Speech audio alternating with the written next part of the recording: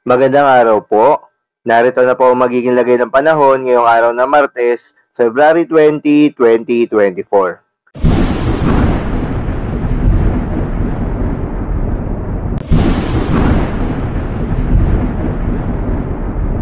Sa kasalukuyan nga at ayon sa pag-asa, easterlies pa rin ang patuloy na umiiral sa malaking bahagi ng ating bansa.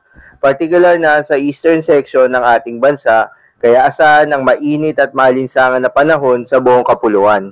Magandang balita naman dahil ayon sa pag-asa ay walang binabantayan na low pressure area o bagyo sa loob at labas ng ating Philippine Area of Responsibility na maaaring makaapekto sa ating bansa. Ngunit ayon nga sa pag-asa ay hindi pa rin inaalis ang posibilidad na magkaroon ng isa o maaaring walang bagyo na papasok ng ating Philippine Area of Responsibility ngayong buwan ng Pebrero. At para naman sa lagay ng panahon ngayong araw na Martes dito sa Luzon, asahan pa rin ang patuloy na epekto nitong easterly sa buong Luzon, kaya naman makararanas na maganda at maliwalas na panahon, ngunit asahan rin ang mainit at maalinsangan na panahon na may mga tsansa ng mga isolated na mga pag-ulan, dulot yan ng mga localized thunderstorms, kadalasan yan sa hapon o sa gabi.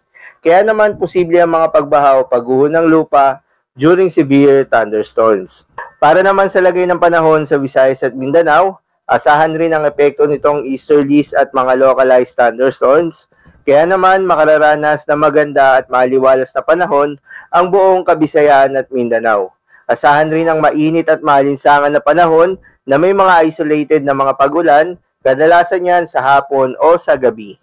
Kaya naman posible rin ang mga pagbaha o pagguho ng lupa during severe thunderstorms. Kaya naman pinag-iingat pa rin yung mga kababayan natin sa mga banta ng mga pagbaha o pagguho ng lupa, lalo na yung mga lugar na inuulan na noong mga nakaraang araw pa.